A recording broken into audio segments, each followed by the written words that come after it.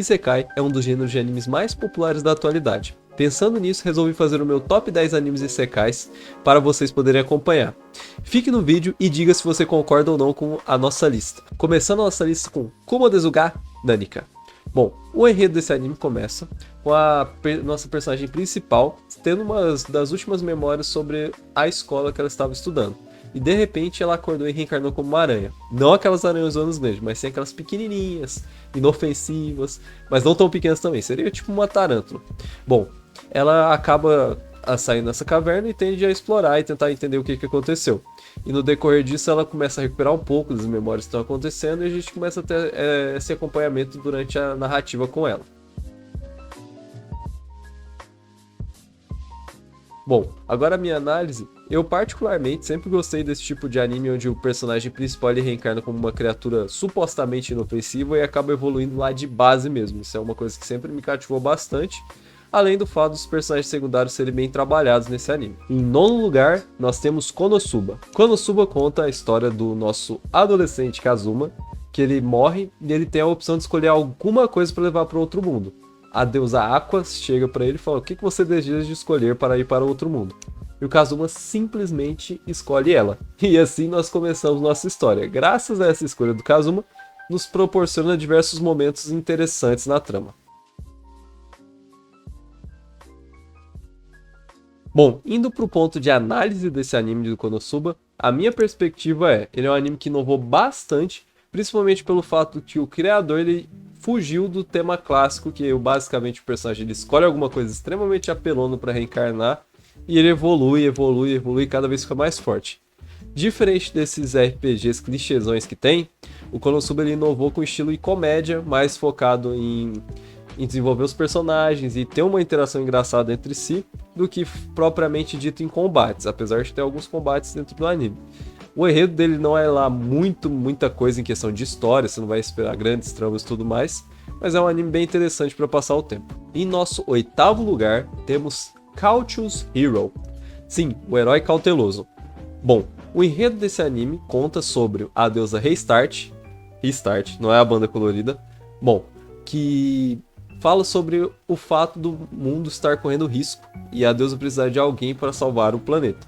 Porém, a deusa não pode ir lá e salvar por conta própria porque é contra as diretrizes, digamos assim. Deuses não podem interferir no mundo dos humanos. E por causa disso, ela seleciona dentre diversos candidatos algum possível herói que viria a salvar o planeta. Dentre esses heróis, ela encontra Seiya, não o de Pegasus também, o Seiya desse anime mesmo. E com o Seiya, ela resolve treiná-lo e guiá-lo até o caminho e o objetivo. Só que aí que entra uma grande questão. Ela esqueceu de ler tudo sobre a ficha desse personagem, e nessa ficha fala que o Seiya é extremamente cauteloso, o que gera situações engraçadas no anime. Bom, pra mim, Cautious Hero é uma experiência melhor do que a gente pode ter assistindo Konosuba, já que tem um desenvolvimento melhor do mundo e também tem uma ambientação bacana. E além disso, ele tem certas peculiaridades que o tornam bem interessante. Principalmente esse fato de ter um defeito, né? Se a gente for olhar aquela tabelinha do GURPS, quem joga RPG vai saber, a gente tem aquela questão de defeito e qualidade que acaba atribuindo ponto ou removendo. E eu acho bem interessante essa dinâmica de ter defeito de um personagem principal. Na nossa sétima posição, temos Isekai Oji-san. Bom, começamos pelo enredo desse anime. Ele é um anime bem único também, bem diferente dos outros da lista, porque esse é um Isekai reverso. Na verdade, é o seguinte, meio complicado de explicar. Mas temos o protagonista Takafumi e o tio dele esteve no Isekai por 2 décadas. Então ele ficou em coma por 2 décadas, porém ele havia sido teletransportado para outro mundo. E o principal tem que ajudar o seu tio a se adaptar na vida novamente depois de ter ficado tanto tempo longe da vida real.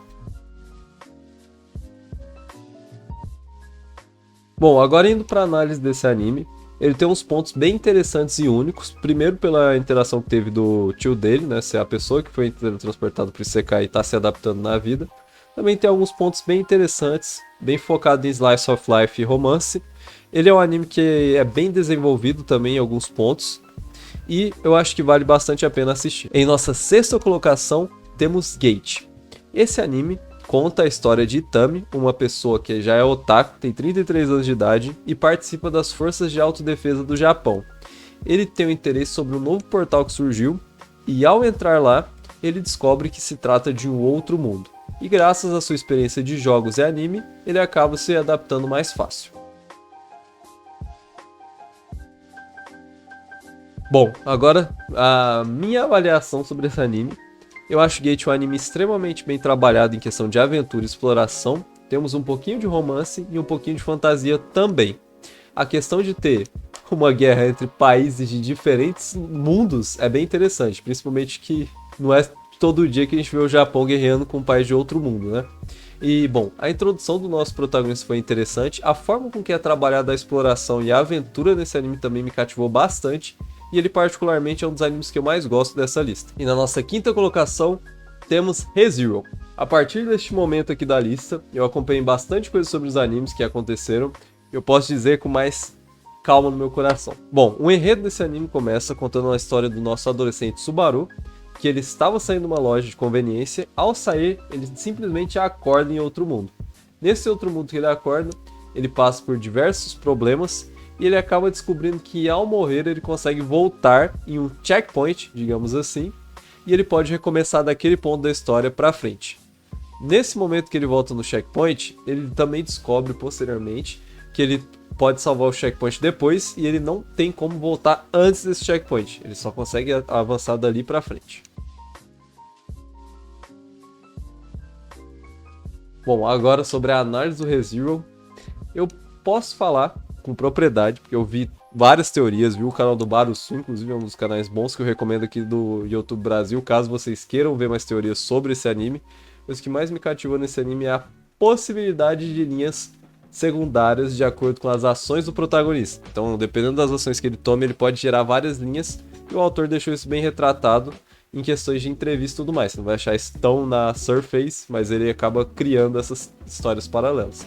Além de ter essas histórias paralelas que retratam cada um dos pecados capitais, nós também temos o desenvolvimento da história como Subaru na rota da inveja, que é a rota que ele está agora, como ele está evoluindo e tudo mais, principalmente a interação dele com a Sátela, que, assim, no anime teve alguns cortes, né, e no mangá ficou bem mais explícita essa interação.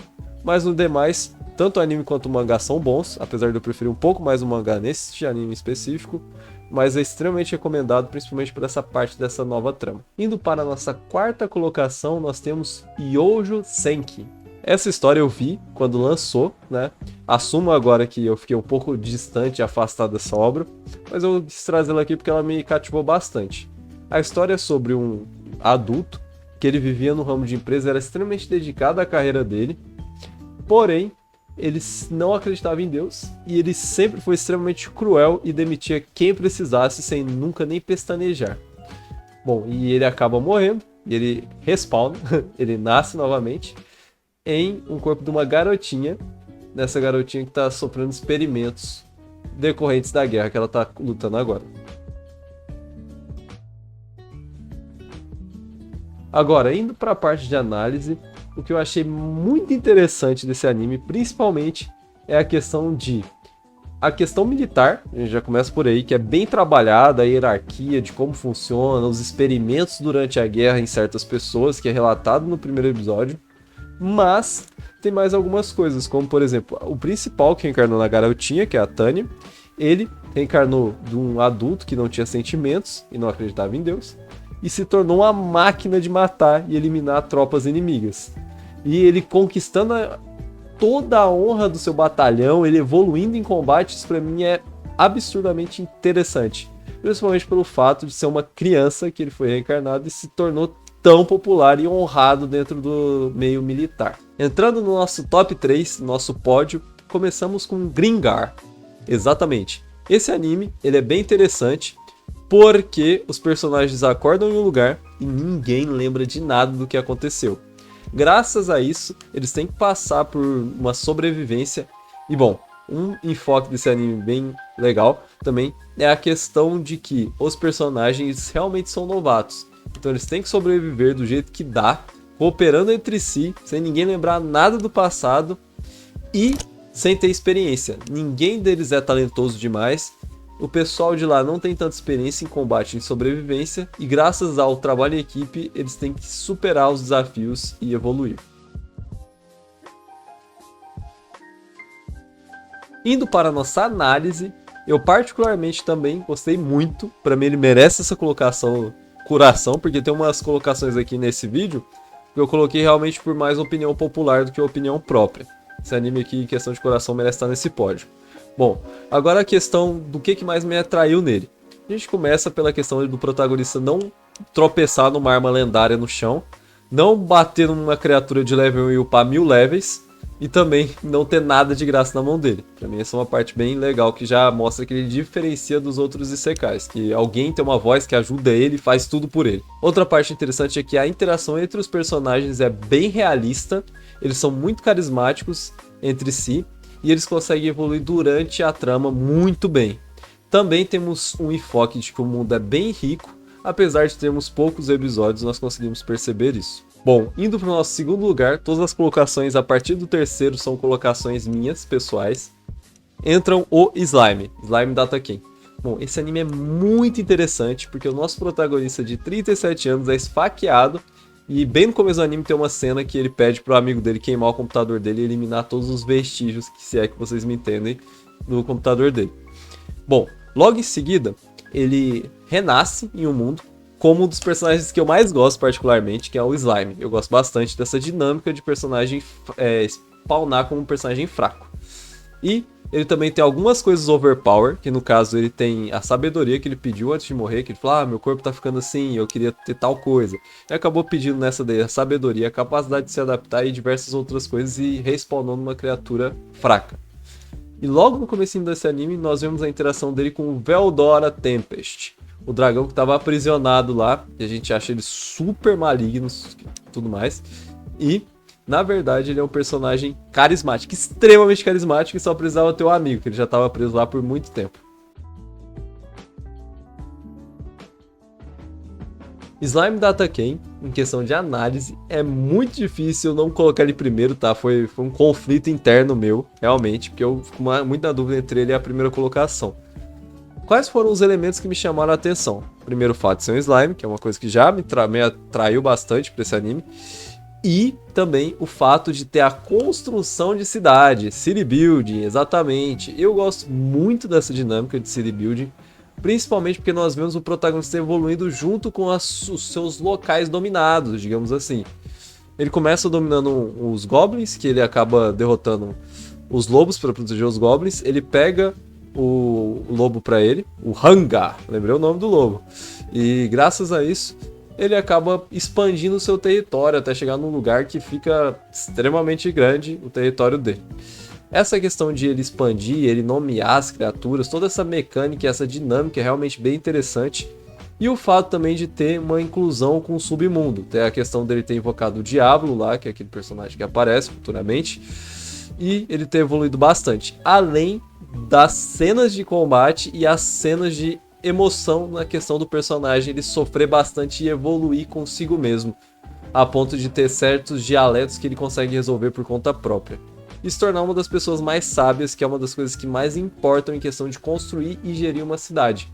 Todos esses pontos englobados no mundo rico em exploração e ambientação, né? A gente consegue ver ambientes de diversos locais, mais na novel, a gente consegue ver certas descrições, atribuídos à evolução do personagem como pessoa, que antes dele reencarnar ele era totalmente diferente, tem alguns paralelos desse ao decorrer do anime.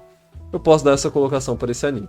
Em nosso primeiro lugar vem No Game No Life.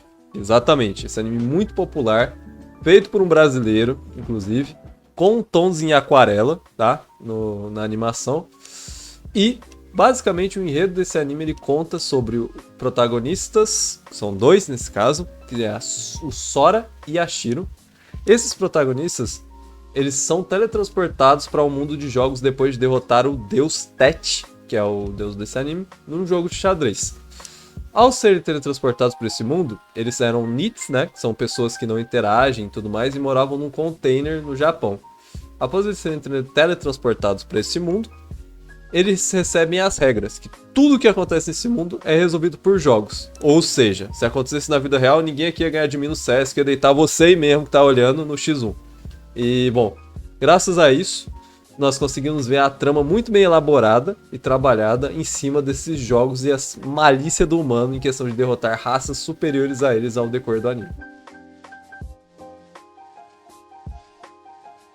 Bom, indo pra análise de No Game No Life, esse anime é incrível, ele me cativou desde o começo na questão dos jogos e tudo mais.